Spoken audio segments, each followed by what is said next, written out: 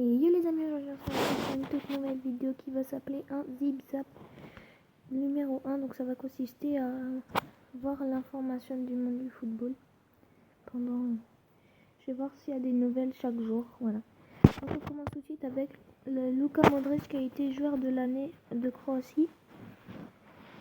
Donc il a été distingué dans son pays pour la 6e fois en tant que meilleur joueur de l'année. Et il égale au passage le recordman du trophée et ancien attaquant du Real Madrid, Davor Suker, avec 6 distinctions. Voilà. Ensuite, deuxième info, c'est sur Mbappé. PSG, perso, Mbappé n'est pas un futur ballon d'or. Dampres, je sais pas comment on dit, s'exprimait sur les Bleus et la Ligue 1 à l'occasion de la distinction de Luka Modric comme joueur de l'année, ancien pensionnaire de Ligue 1. Ils sont favoris avec l'Espagne. Donc en fait, ce qu'il veut dire, c'est que il ne pense pas que Mbappé pourrait être ballon d'or parce que la France ne pourra pas gagner la Coupe du Monde parce qu'on n'a pas gagné l'Euro à cause du Portugal.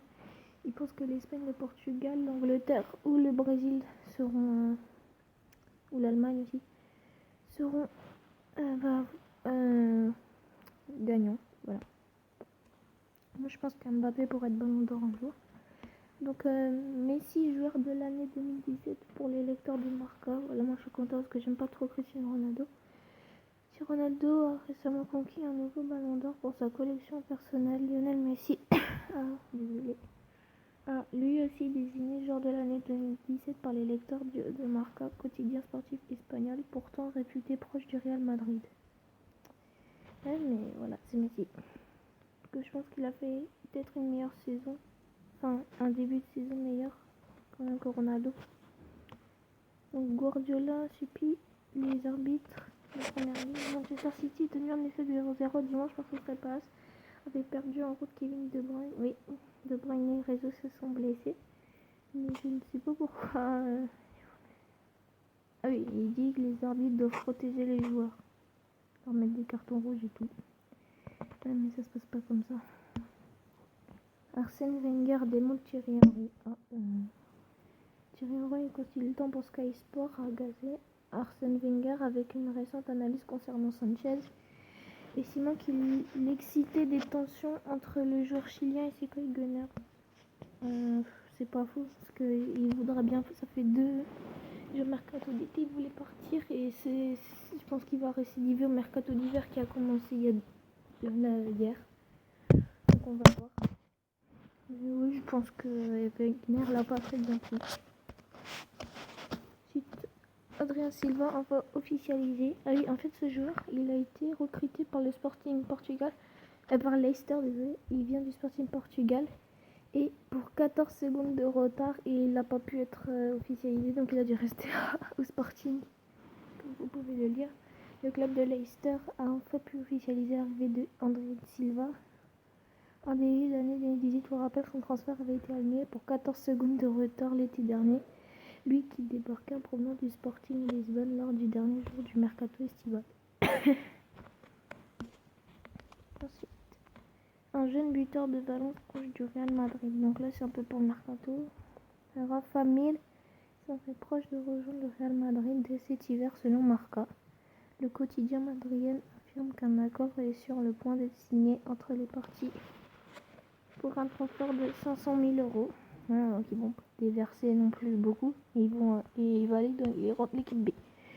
Tosun, proche de Everton, donc l'attaquant du Beşiktaş qui avait fait très mal à Monaco, se pourrait aller à Everton pour une somme de 25 millions € plus 3 de bonus.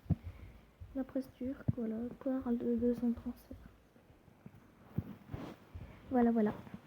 Ensuite, j'ai un peu vu rêver d'un ballon d'or à des Bayards. Valverde donne des nouvelles de Dembélé. Ousmane Dembélé est totalement guéri de sa blessure et pourrait refaire une apparition sur les terrains avec le Barça le 7 janvier prochain contre les Levante au Camp Nou. C'est super pour un Dembélé. Parce que des gens vont dire que c'est bien fait pour lui parce qu'il était parti au clash avec Dortmund, mais voilà, c'est quand même bien qu'il revienne. Ça va faire du bien au Barça. Ensuite, Gabriel Jesus absent 6 semaines. Donc ça fait 1 mois et 2 semaines.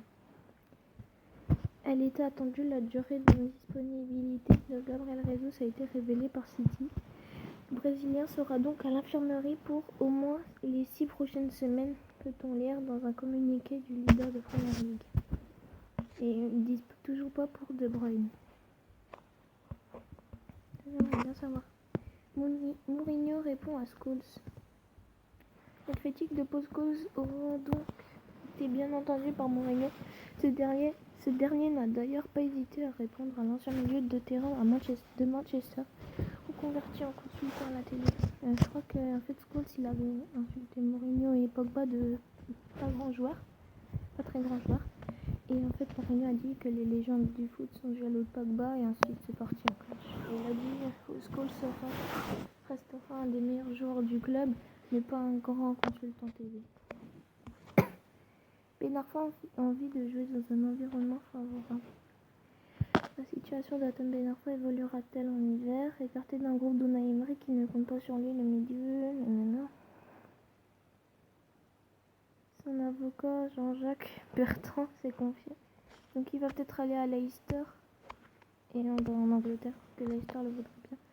Quand officialise l'arrivée d'un jeune Finlandais? Ah bah déjà, une arrivée pour quand? Cette malade de con n'a pas perdu de temps sur le mercato hivernal. Plus de 24 heures après son ouverture, le club normand enregistre déjà son premier enfant, Timo Stanwicki. Le jeune Finlandais a signé près de 4 ans et demi. Ensuite, Moussa Dembélé dans les papiers de l'AC Milan. Gennaro Gattuso aurait fait part à ses dirigeants de son intention de recruter un nouveau milieu de terrain. Cet hiver, parmi les pistes évoquées par le Corriere dello Sport, on retrouve le milieu de terrain de Tottenham, Moussa Dembélé, 30 ans, dont son contrat se termine en 2019. Voilà. Ensuite, le Real Madrid tiendrait son premier renfort hivernal, donc ce sera Arrizabalaga, je pense que vous le savez. Claude Puel souhaite garder Riyad Mahrez. Prosciutto annonce l'arrivée d'un défenseur central cette semaine. Ah, mais d'ici, peut-être. Avec le club de non, ils disent pas. Ils disent pas le défenseur central, je crois. Non, ils disent pas. Ouh, Valence intéressé par Rafinha et Vieto. Le mercato ouvre à peine ses portes que les rumeurs vont bon train. Dans cette optique, Valence devrait en être l'un des principaux animateurs. L'une des surprises de la première partie de saison en Espagne veut des renforts et les joueurs ciblés sont désormais connus. Voilà. Et le dernier, on va voir après les transferts. Ah, il y en a un nouveau. Non, maintenant, tout de suite. Donc Montpellier officialise Oyungo, donc un nouveau joueur, 26. Et Arsène Wenger dément un intérêt pour David Luiz.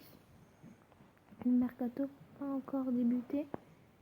Les rumeurs ont filé un bon train en Angleterre. L'une d'elles a même fait état d'un vif intérêt personnel pour David Luiz, plus en odeur de sainteté à Chelsea où il est régulièrement mis sur les bancs. Interrogé sur la question, Arsène Wenger n'a pas confirmé les spéculations. D'accord, on va voir les transferts. Donc moi j'avais choisi la Juve pour mon équipe, donc Storaro pourrait aller à Marseille, ça on le sait, mais je pense pas qu'Alexandro irait à Paris. Donc on va mettre tout. Et ouais, rien d'intéressant. Si on va pour lui, mais on savait. Maximilian Arnold, contrat jusqu'en 2022. Désolé, je tousse. Donc c'est la fin de cette vidéo. N'hésitez pas à liker, commenter, partager. Et je vous dis à la prochaine. Salut à tous.